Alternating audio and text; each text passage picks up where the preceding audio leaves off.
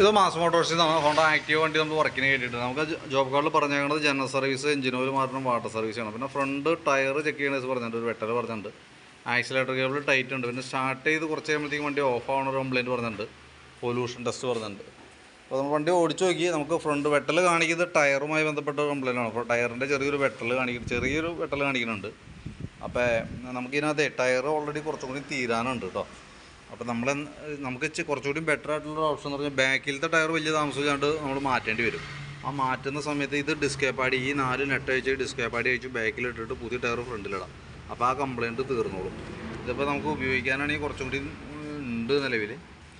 Front ടയറിൻ്റെയാണ് വെട്ടൽ കാണിക്കുന്നത്. അപ്പം അല്ലാതെ നമുക്ക് റൊട്ടേഷൻ ചെയ്യാൻ പറ്റില്ല എന്ന് പറയാൻ കാരണം ഈ ടയറും കട്ട കൂടുതലുള്ള മോഡലാണ്. ഇതും ഏകദേശം ആയിട്ടുണ്ട്. ഇത് ഫ്രണ്ടിലിട്ട് കഴിഞ്ഞാൽ അതിൽ കൂടുതൽ പ്രോബ്ലം ആയിരിക്കും. അപ്പോൾ ഒന്നോരോ ടയർ മാറ്റണ സമയത്ത് ചെയ്യാം. അതല്ലെങ്കിൽ ഇപ്പോൾ കൈയോടെ ടയർ മാറ്റാനായിട്ട് ഉദ്ദേശിച്ചിട്ടെങ്കിൽ ശരിക്കും പറഞ്ഞു കഴിഞ്ഞാൽ പുതിയ ടയർ ഫ്രണ്ടിൽ യൂസ് ചെയ്യുക. പിന്നീട് മാറ്റുമ്പോഴായാലും റൊട്ടേഷൻ ചെയ്തുകൊണ്ടിരിക്കുക. കാരണം നമുക്ക് ഈ മോഡലിൻ്റെ 10 ഇഞ്ച് വീലാണ് ഫ്രണ്ടും ബാക്കും വരുന്നത്. ലിങ്ക് ടൈപ്പ് സസ്പെൻഷൻ ഉള്ളത്. ഈ മോഡലിൽ ലിങ്ക് വന്നത്. അപ്പോൾ അങ്ങനെ വരുമ്പോൾ സ്വാഭാവികമായിട്ട് നമുക്ക് റൊട്ടേഷൻ ചെയ്തിട്ടാണ് ടയർ യൂസ് ചെയ്യാൻ പാടുള്ളൂ. ഒരു കാരണവശാലും ബാക്ക് ടയർ തീർന്നു എന്നും പറഞ്ഞിട്ട് ബാക്കിൽ പുതിയ ടയർ ഇടാതിരിക്കുക. ഫ്രണ്ടിൽ കിടക്കുന്ന ടയർ ബാക്കിലേക്ക് ഇട്ടിട്ട് വേണം പുതിയ ടയർ ഫ്രണ്ടിലിടാം. അപ്പോഴാണ് ശരിക്കും വണ്ടി മാക്സിമം നമുക്ക് ആ ടയർ ഉപയോഗിച്ച് തീർക്കാനായിട്ട് പറ്റുള്ളൂ. ഇതിപ്പോൾ നോക്കുകയാണെങ്കിൽ കുറച്ചും കൂടി ഉപയോഗിച്ച് തീരാനുണ്ട്. അത് നമുക്ക് കുറച്ച് ഉപയോഗിക്കാൻ പറ്റാത്തൊരു കണ്ടീഷനിൽ മാറ്റേണ്ടി വന്നത് അതുകൊണ്ടാണ് കേട്ടോ. അപ്പോൾ അതൊന്ന് ശ്രദ്ധിച്ചാൽ മതി. നോക്കിയിട്ട് പറയാം. ഇപ്പോൾ മാറ്റുന്നുണ്ടെങ്കിൽ നമുക്ക് കൂട്ടത്തിൽ മാറ്റിയിടാം. എന്നിട്ട് വേണമെങ്കിൽ ആ ടയർ എടുത്ത് വെച്ചതിന് ശേഷം ബാക്കിൽ തീരുമ്പോൾ ബാക്കിൽ യൂസ് ചെയ്യാവുന്നതാണ്.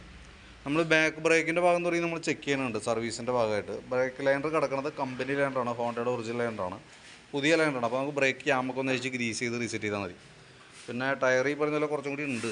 അത് മാറ്റണ സമയത്ത് മാറ്റുമ്പോൾ എപ്പോഴും സാപ്പർ മോഡൽ ഫ്രണ്ടിൽ കിടക്കണം അതേ മോഡൽ തന്നെ ഇടണമാണ് നല്ലത് കേട്ടോ.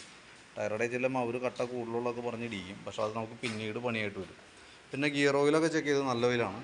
എയർ ഫിൽറ്റർ ആയാലും നമ്മൾ ചെക്ക് ചെയ്യുന്ന സമയത്ത് എയർ ഫിൽറ്ററും കമ്പനി ഫിൽറ്റർ കിടക്കണം. കുറച്ച് പൊടിയൊക്കെ ഉണ്ട്. നമുക്ക് അടുത്ത സർവീസിൽ ഫിൽറ്റർ മാറ്റേണ്ടി വരും കേട്ടോ. കാരണം ഏകദേശം കളറ് മാറി തുടങ്ങിയിട്ടുണ്ട്. അടുത്ത സർവീസിൽ മാറ്റിയാൽ മതി. പിന്നെ അതിൻ്റെ വേരിയേറ്റർ ബോഡി, ബോസ് ഡ്രൈവ് കാര്യങ്ങളൊക്കെ നമ്മൾ ചെക്ക് ചെയ്യുന്നുണ്ട്. CVT ക്ലച്ചിൻ്റെ പാർട്ടാണത്. ബെൻഡെക്സിൻ്റെ ഈ സൈഡ് നോക്കുമ്പോൾ ഇവിടെ ചെറിയൊരു ടച്ചിങ് ഒക്കെ തുടങ്ങിയിട്ടുണ്ട്. അപ്പോൾ നിലവിൽ ഇങ്ങനെ കിടന്ന് ഓടിക്കോട്ടെ, കുഴപ്പമില്ല. വേരിയേറ്റർ ബോഡി ആയാലും അത് തന്നെ യൂസ് ചെയ്യാൻ കുഴപ്പമില്ല. ക്ലച്ച് യൂണിറ്റൊക്കെ ഒന്ന് ക്ലച്ചിൽ അങ്ങനെ മേജറായിട്ടുള്ള പ്രശ്നമൊന്നുമില്ല.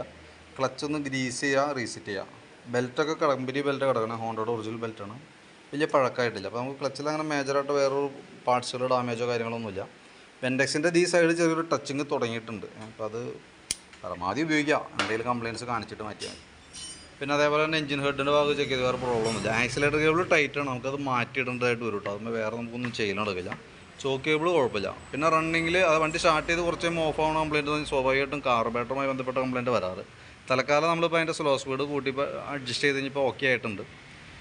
കാരണം കാർബറേറ്റർ ഇപ്പോൾ നമ്മൾ ചാടി കയറി അഴിക്കാതിരിക്കുന്ന ബുദ്ധി. കാരണം ഇപ്പോഴത്തെ പെട്രോൾ അങ്ങനത്തെയാണ്, E20 പെട്രോൾ എന്ന് പറയുക. അത് കിടക്കുമ്പോൾ സ്വാഭാവികമായിട്ടും കാർബറേറ്ററിൻ്റെ അലുമിനിയം ബോഡിയാണ് ശരിക്കും പറഞ്ഞാൽ മെറ്റീരിയൽ. അത് കെമിക്കൽ റിയാക്ഷൻസ് വന്നിട്ട് ദ്രവിക്കുന്ന ഒരു കംപ്ലയിൻ്റ് ഉണ്ട്. കാരണം എത്തനോളും അലുമിനിയം കൂടി വരുമ്പോഴത്തേക്കും അത് ദ്രവിക്കാനുള്ള ടെൻഡൻസി ഉള്ളൊരു മെറ്റലാണത്. അപ്പോൾ അതങ്ങനെ ഉണ്ടെങ്കിൽ നമ്മൾ പഴിച്ച് ക്ലീൻ ചെയ്തിടാനായിട്ട് ശ്രമിച്ചാൽ എന്ത് പറ്റുമെന്ന് വെച്ചാൽ ചിലപ്പോൾ ഓവർഫ്ലോൻ്റെ കംപ്ലയിൻ്റ് ആവും, കാർബറേറ്റർ മാറ്റി വയ്ക്കേണ്ടത് വരും. അപ്പോൾ തൽക്കാലം ഇങ്ങനെ കിടന്ന് ഓടട്ടെ. നമുക്കിപ്പോൾ സ്റ്റാർട്ടിങ്ങിൻ്റെ ഇപ്പോഴത്തെ പ്രോബ്ലം നമ്മൾ സ്ലോ സ്പീഡ് അഡ്ജസ്റ്റ് ചെയ്തപ്പോൾ ഓക്കെ ആയിട്ടുണ്ട്. ആ രീതിയിൽ ഉപയോഗിക്കുക. മേജറായിട്ട് ഓവർഫ്ലോൻ്റെ കംപ്ലയിൻറ്റോ തീരെ സ്റ്റാർട്ടാവാത്ത പ്രോബ്ലം എന്തെങ്കിലും ഉണ്ടെങ്കിൽ മാത്രം കാർബറേറ്റർ അഴിച്ചാൽ മതി. കാരണം കാർബറേറ്റർ അഴിച്ചു കഴിഞ്ഞാൽ നമ്മളത് മാറ്റാൻ കണക്കാക്കിയിട്ട് വേണം അഴിക്കാനായിട്ട്. ഇപ്പോഴത്തെ സ്റ്റേജ് അങ്ങനെയാണ്. അപ്പോൾ അഴിച്ച് നോക്കിയിട്ട് ക്ലീൻ ചെയ്യാൻ പറ്റാത്ത കേസാണെങ്കിൽ പുതിയത് വെക്കേണ്ടി വരും. അതല്ലെങ്കിൽ ഇപ്പോൾ വന്ന രീതിയിൽ വണ്ടി കൊണ്ടുപോകാൻ പറ്റാത്തൊരവസ്ഥയോ. അതുകൊണ്ടാണ് കാർബറേറ്റർ അഴിക്കേണ്ടതെന്ന് പറഞ്ഞതിൻ്റെ കേസ് കേട്ടോ. പിന്നെ അത് തന്നെയല്ല, നമുക്ക് ജനറൽ സർവീസിൽ കാർബറേറ്റർ ക്ലീനിങ് വരുന്നില്ല. അത് അഡീഷണൽ നമ്മൾ ചെയ്യേണ്ട വർക്കാണ്. തൽക്കാലം നമ്മൾ തൊടാതിരിക്കണം നല്ലത്. ആക്സിലേറ്റർ കേബിൾ എന്തെങ്കിലും മാറ്റിയിട്ടേക്കാം കേട്ടോ.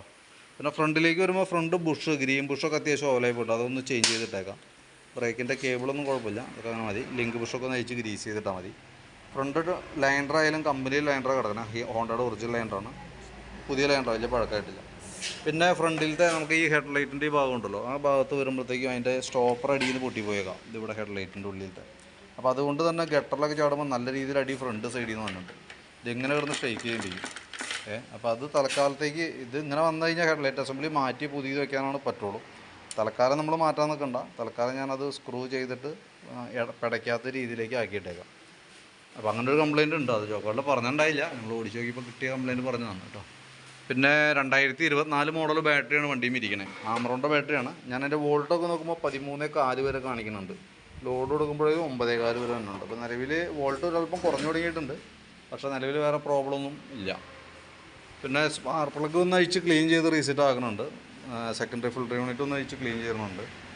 എൻജിൻ ഓയിൽ മാറ്റുന്നുണ്ട് കേട്ടോ. ഓയിൽ പൊടിക്കൊരു ലെവൽ കുറവ് തോന്നുന്നുണ്ട്, കുറച്ച് ലെവൽ വ്യത്യാസമുണ്ട്. ഒരു 150-200 മില്ലിയോളം ഓയിൽ കുറവുണ്ട് കേട്ടോ.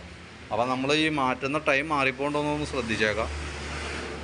അങ്ങനെ തീരെ ലെവൽ കുറവല്ല, പക്ഷേ സാധാരണ ഊറ്റുമ്പോൾ കിട്ടുന്ന അളവിനേക്കാളും കുറച്ചാണ് ഇപ്പോൾ നിലവിലുള്ളൂ. അപ്പോൾ ഞാൻ അതിൻ്റെ ഏകദേശം ഒരു എസ്റ്റിമേറ്റ് ആക്കി ഡീറ്റെയിൽസ് വാട്സപ്പിലേക്ക് ഇട്ടേക്കാം.